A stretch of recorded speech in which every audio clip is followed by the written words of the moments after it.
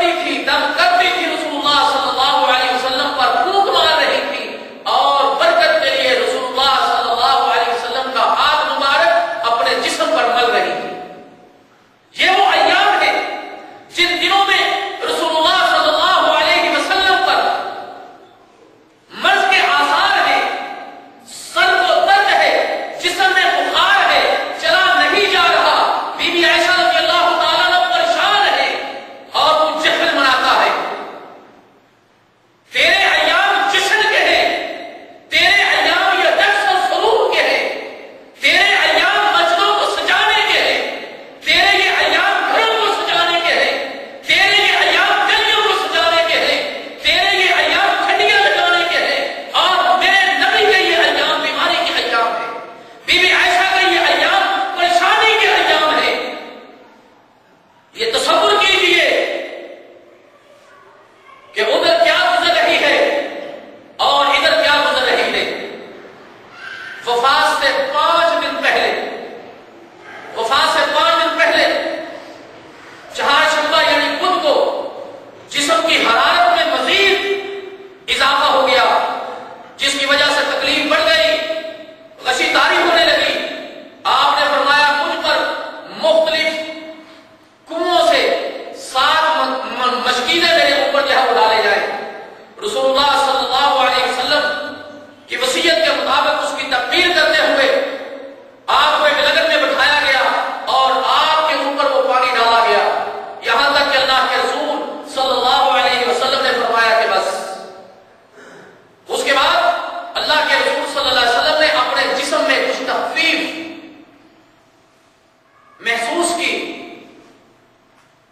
اللہ کے رسول صلی اللہ علیہ وسلم مسجد میں تشریف لے گئے، سر پر پٹی بندھی ہوئی ہے، منبر پر تشریف فرما ہوئے، اور آج بیٹھ کر اللہ کے رسول صلی اللہ علیہ وسلم نے خطبہ دیا۔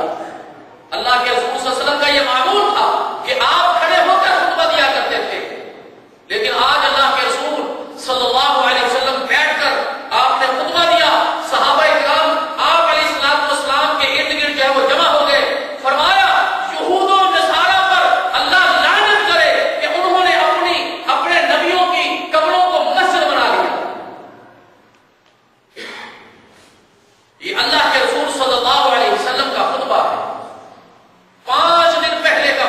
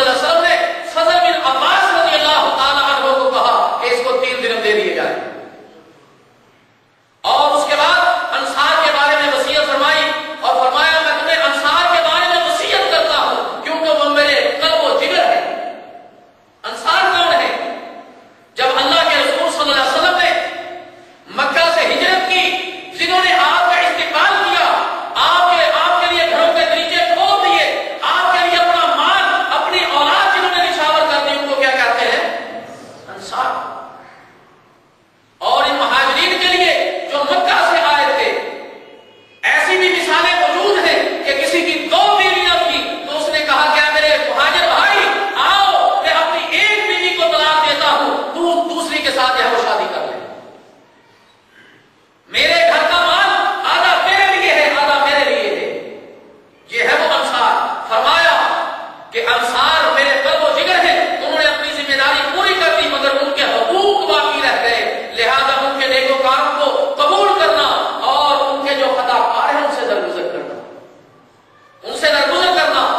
مگر ایک روایت یہ ہے اللہ کے رسول صلی اللہ علیہ وسلم نے فرمایا کہ لوگ اسلام میں بڑھتے جائیں گے بڑھتے جائیں گے بڑھتے جائیں گے اور انصار کم ہوتے جائیں گے کم ہوتے جائیں گے، حتیٰ کہ ایسا وقت آ جائے گا کہ جیسے کھانے میں نمک اس مقدار کو یہ رہ جائیں گے، یعنی بہت ہی تھوڑے رہ جائیں گے۔ اور اسی طرح ہوا کہ باہر کے جو قبائل تھے وہ جوک در جوک کثرت کے ساتھ اسلام میں داخل ہوتے رہے، لیکن انصار تو وہی تھے، وہ آہستہ آہستہ کم ہوتے گئے، یعنی جو آدمی دنیا سے رخصت ہو جاتا ہے ایک گیا پھر دوسرا پھر تیسرا پھر چوتھا، ان کی تعداد پھر جو ہے وہ کم ہوتی چلی گئی۔ اس کے بعد اللہ کے رسول صلی اللہ علیہ وسلم نے فرمایا کہ اللہ نے اپنے ایک بندے کو یہ اختیار دیا، وہ چاہے تو دنیا کی آسائشوں کو، دنیا کی زیب و زینت کو، دنیا کی چمک دمک کو پسند کر لے، اگر وہ شخص چاہے تو وہ رب اور رب کی نعمتوں کو پسند کر لے، تو اس شخص نے رب اور رب کی نعمتوں کو پسند کیا۔ جب یہ کہا صحابہ سن رہے ہیں، لیکن ایک شخصیت اس نے یہ کہا کہ اے اللہ کے رسول ہمارے ماں باپ آپ پر قربان ہو جائے، ہمارے ماں باپ آپ پر قربان ہو جائے۔ ساتھی کہنے لگے اس شیخ کو کیا ہو گیا، اس کو کیا ہو گیا کہ کہہ رہا کہ ہمارے ماں باپ آپ پر قربان ہو جائیں؟ اللہ کے رسول صلی اللہ علیہ وسلم نے تو ایک شخص کا قصہ بیان کیا ہے، ایک شخص کا واقعہ بیان کیا ہے جس کو اللہ نے یہ اختیار دیا ہے، چاہے وہ دنیا لے لے یا اللہ کے پاس جو نعمتیں ہیں اپنا رب لے لے، تو اس نے اپنے رب کو اختیار کیا۔ اللہ کے رسول نے تو ایک قصہ ایک شخص کا بیان کیا ہے، لیکن بعد میں یہ پتا چلا کہ وہ شخصیت کوئی اور نہیں تھی، وہ شخصیت خود محمد مصطفیٰ صلی اللہ علیہ وسلم کی تھی، جس نے دنیا کو نہیں پسند کیا بلکہ اپنے رب کو پسند کیا، اپنے رب رفیق اعلیٰ کو پسند کیا ہے، اس کی نعمتوں کو پسند کیا، دنیا میں رہنا پسند نہیں کیا بلکہ اپنے رب کے پاس جانا پسند کیا ہے۔ لیکن آج لوگ کہتے نہیں دنیا میں، اللہ کے رسول صلی اللہ علیہ وسلم نے دنیا کو چھوڑ دیا، دنیا پسند نہیں کی بلکہ رفیق اعلیٰ اپنے رب کو پسند کیا ہے، دنیا میں رہنا پسند نہیں کیا، اپنے رب کے پاس جانا پسند کیا ہے۔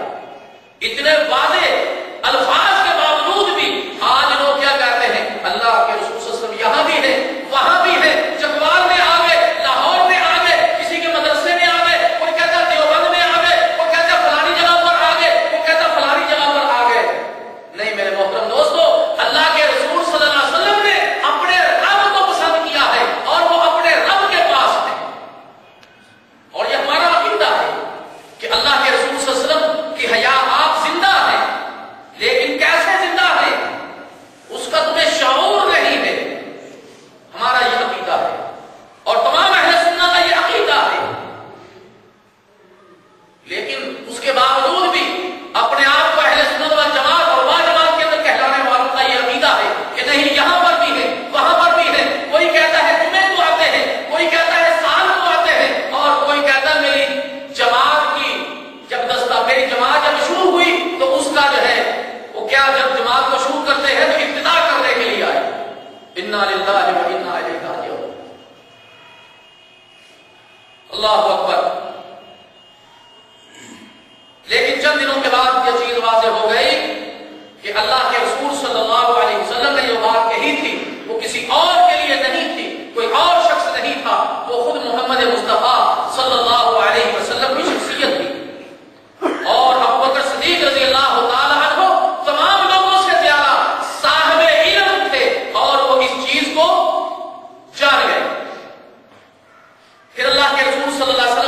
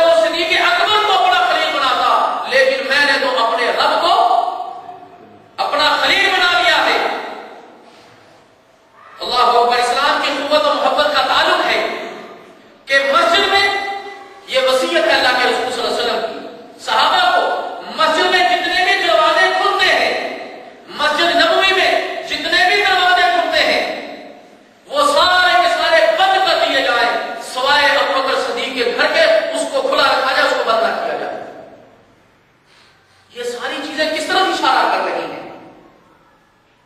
یہ سارے کے سارے اشارے کس طرف ہیں؟ یہ سارے کے سارے اشارے آپ کی وصیتیں یہ اشارہ کر رہی ہیں کہ اب زیادہ دیر اللہ کے رسول صلی اللہ علیہ وسلم دنیا میں فرمایا سارے دروازے بند کر دیے جائیں سوائے ابو بکر صدیق رضی اللہ تعالیٰ عنہ کے دروازے کے، اس کو کھلا رکھا جائے۔ یہ تھا 5واں دن۔ چوتھا دن وفات سے 4 دن پہلے اللہ کے رسول صلی اللہ علیہ وسلم نے نماز پڑھائی اور پھر اسی طرح صحابہ کو جمع کیا اور صحابہ کو خطبہ دیا، وصیت فرمائی۔ ایک اس میں بات یہ تھی کہ یہود و نصارہ کو جزیرۃ العرب سے نکال دو، یہود و نصارہ کو جزیرۃ العرب سے نکال دیا جائے، اور اس پر عمل کیا سیدنا عمر فاروق رضی اللہ تعالیٰ عنہ۔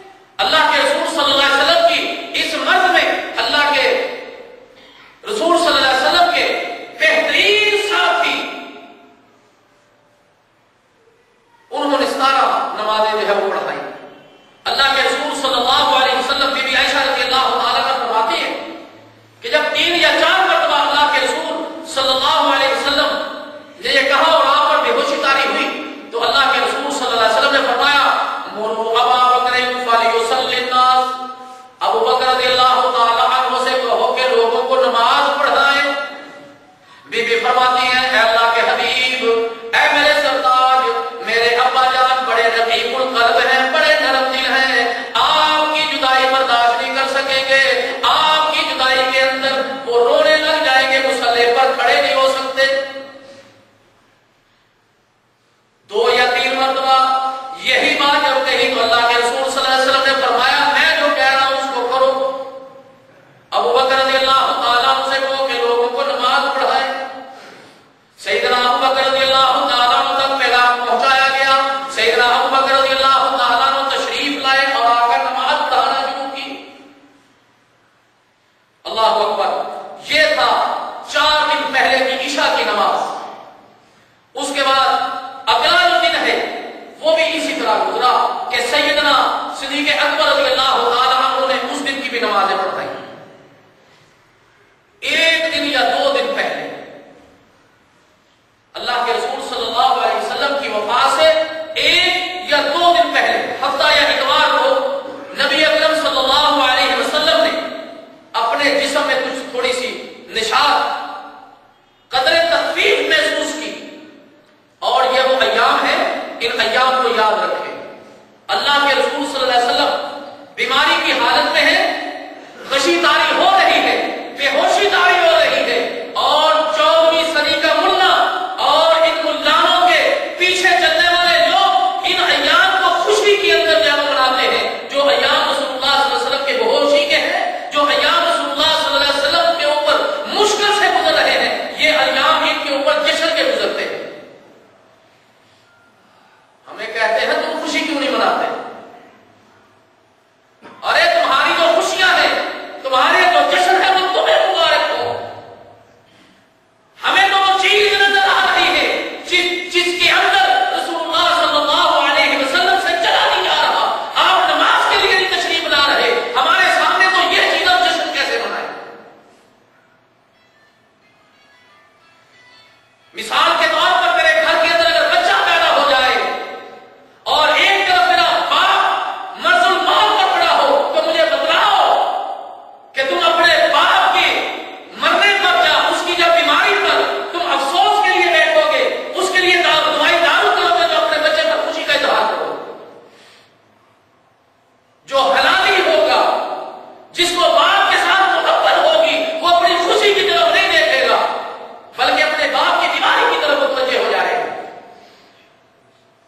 अरे हमारे सामने तो रसूलुल्लाह सल्लल्लाहु अलैहि वसल्लम के ये अय्याम हैं, हम कैसे खुशी मनाएं? हम कैसे तुम्हारी तरह जश्न के लिए रोडों पर आ जाएं? हम कैसे रक्स सुरूर की मजलिसें सजाएं? और जश्न का माना क्या होता है? कभी जश्न का माना किसी से पूछा है? जश्न का माना क्या है? फलाना आदमी अपनी शादी पर उसने जश्न मनाया, फलाने आदमी ने अपने पास होने की खुशी में जश्न मनाया, फलाने आदमी ने अपनी फलानी कामयाबी पर जश्न मनाया। और जश्न के अंदर जो चीजें की जाती हैं आपके सामने, जश्न ईद मिलादुन नबी, इंशाअल्लाह उसकी बात बोलेंगे आगे चलकर। सैयदना अबू बकर सिद्दीक रज़ियल्लाहु ताला अन्हु ज़ोहर की नमाज पढ़ा रहे हैं। अल्लाह के रसूल सल्लल्लाहु अलैहि वसल्लम ने अपने जिस्म में कुछ तखफीफ महसूस की, अपने जिस्म में निशात महसूस की। आप वो सहाबा के सहारे मस्जिद में तशरीफ लाए। आज अगर आप मस्जिद नबवी में जाएं तो उसकी तरतीब ये बनती है कि ये सामने मिंबर और मेहराब है मस्जिद नबवी का, और बाईं तरफ बीबी आयशा सिद्दीक़ा रज़ियल्लाहु ताला अन्हा का हुजरा है। अगर हुजरे से निकला जाए तो सीधा मेहराब की तरफ वो रास्ता आता है। आप लोगों ने माशाल्लाह नमाज पढ़ी होगी जी, तो वो सीधा रास्ता जो है वो मेहराब तक आता है, मुसल्ले और मिंबर तक आता है। और मस्जिद नबवी को इतनी बड़ी नहीं थी, एक आदमी नमाज पढ़ाने के लिए खड़ा हो, अगर उसकी नजर सजदे वाली जगह पर हो तो इधर से आने वाले शख्स की तरफ जो है वो इशारा जो है वो मिल जाता है, महसूस हो जाता है कि आदमी आ रहा है जी। और फिर जब उधर दरवाजा ही एक हो तो फिर देखने वाला ना भी देखे तो उस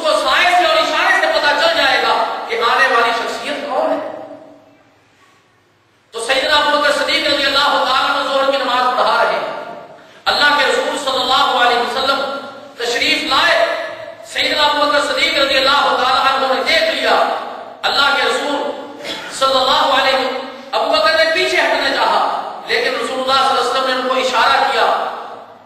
آپ نے اشارہ فرمایا کہ وہ پیچھے نہ ہٹے بلکہ اللہ کے رسول صلی اللہ علیہ وسلم جو دو ساتھیوں کے سہارے سے آ رہے تھے انہوں نے آپ کو ابو بکر رضی اللہ تعالیٰ عنہ کے بائیں طرف بٹھا دیا. آپ بیٹھ گئے. سیدنا ابو بکر صدیق رضی اللہ تعالیٰ عنہ کے بائیں طرف میں وہ بیٹھ گئے. اس کے بعد ابو بکر رضی اللہ تعالیٰ عنہ کی نماز کی ابتدا کر رہے تھے اور صحابہ کو تکبیر سنا رہے. رسول اللہ صلی اللہ علیہ وسلم نماز پڑھا رہے ہیں. سیدنا صدیق اکبر رضی اللہ تعالیٰ عنہ ابتدا کر رہے ہیں اور آپ کی وہ جو آہستہ آہستہ تکبیرات تھی تکبیر تھی اس کو اونچی آواز میں صحابہ کرام رضی اللہ تعالیٰ عنہ کو سنا رہے ہیں. اسی طرح وہ ظہر کی نماز ہے وہ ادا کی گئی. اللہ اکبر. وفات سے ایک دن پہلے روز کی اتوار ہے. رسول اللہ صلی اللہ علیہ وسلم نے اپنے تمام غلاموں کو آزاد کر دیا. اللہ کے رسول صلی اللہ علیہ وسلم نے اپنے تمام غلاموں کو آزاد کر دیا اور رسول اللہ صلی اللہ علیہ وسلم کے پاس رب کعبہ کی قسم ہے حدیث میں موجود ہے صرف 7 درہم باقی تھے. صرف 7 درہم تھے.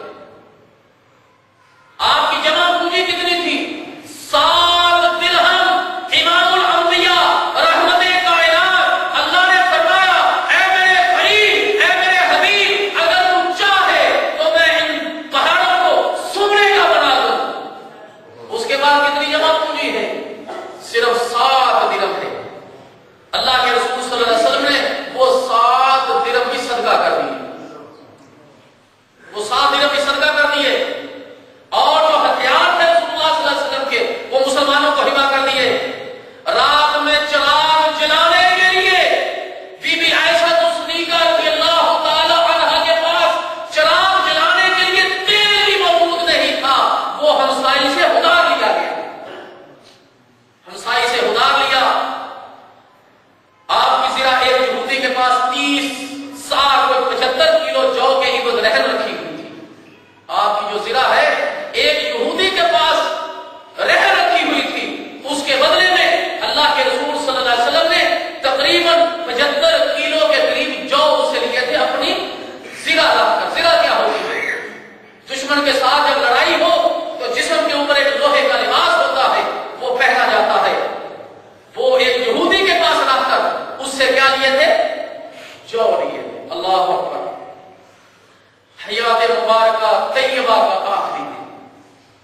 یہ وہ دن ہے جس دن رحمت کائنات محمد مصطفیٰ صلی اللہ علیہ وسلم دنیا سے چلے گئے.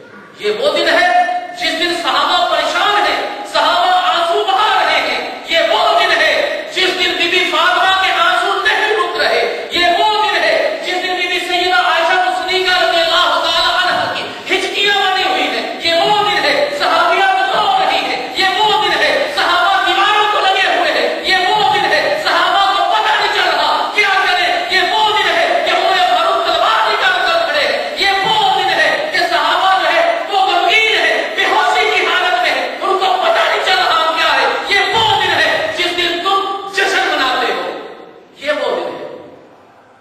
یہ وہ دن ہے. صحابہ کا عمل دیکھو, صحابہ کی حالت دیکھو اور اپنا کردار دیکھو. یہ تم محبت کرتے ہو یا رسول اللہ صلی اللہ علیہ وسلم کی وفات پر خوشی مناتے ہو؟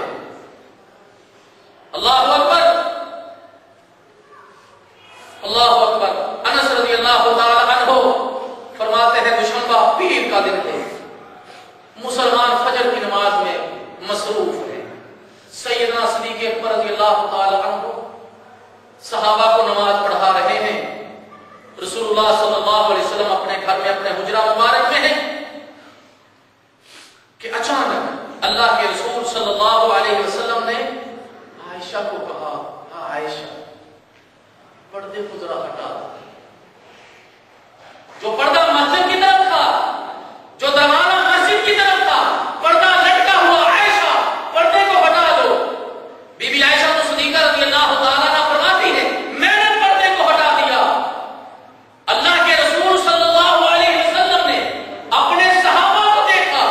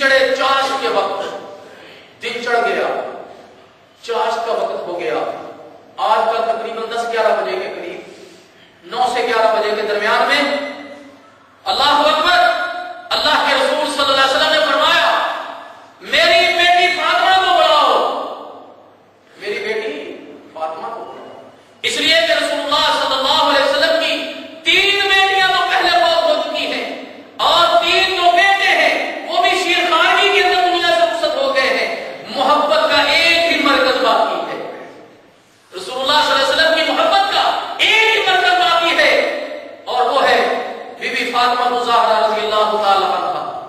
فرمایا کہ میری بیٹی کو بلاؤ اور کہو کہ حسن و حسین کو بھی لے کر آئے، کیا کہا کہ حسن و حسین کو بھی لے کر آئے، بی بی فاطمہ الزہرا رضی اللہ تعالی عنہا تشریف لائی، اللہ کے رسول صلی اللہ علیہ وسلم کے پاس بیٹھ گئی، اللہ کے رسول صلی اللہ علیہ وسلم نے فرمایا قریب ہو جا بیٹی، قریب ہوئی، کان کو قریب کیا، رونے لگ گئی، پھر کچھ کہا، پھر ہنسنے لگ گئی، بی بی فرماتی ہے اللہ کے رسول صلی اللہ علیہ وسلم نے فرمایا کہ اے میری بیٹی، میری اور تیری جدائی کا وقت آ گیا ہے، میری اور تیری جدائی کا وقت آ گیا ہے، میں رونے لگ گئی، اللہ کے رسول صلی اللہ علیہ وسلم نے فرمایا اے بیٹی، خاندان میں سے تو سب سے پہلے میرے ساتھ آ کر ملے گی اور تو جنت کی عورتوں کی سردار ہوگی، میں خوشی سے ہنسنے لگ گئی، حسن و حسین کو چوما، حسن و حسین کو پاس بلایا، ان کو چوما اور پھر اپنی اس بیٹی لاڈلی بیٹی کو اجازت دی کہ اپنے گھر تشریف لے جائے، سیدنا ابوبکر صدیق رضی اللہ تعالیٰ عنہ بھی موجود تھے، اللہ اکبر، انہوں نے اجازت طلب کی، یا رسول اللہ صلی اللہ علیہ وسلم مجھے اگر تھوڑی سی اجازت ہو تو میں اپنے گھر سے چکر لگا کر آ جاؤں، اللہ کے رسول صلی اللہ علیہ وسلم نے اجازت رحمت فرما دی، سیدنا صدیق اکبر رضی اللہ تعالیٰ عنہ گھر تشریف لے گئے، اللہ اکبر، اور بی بی عائشہ صدیقہ رضی اللہ تعالیٰ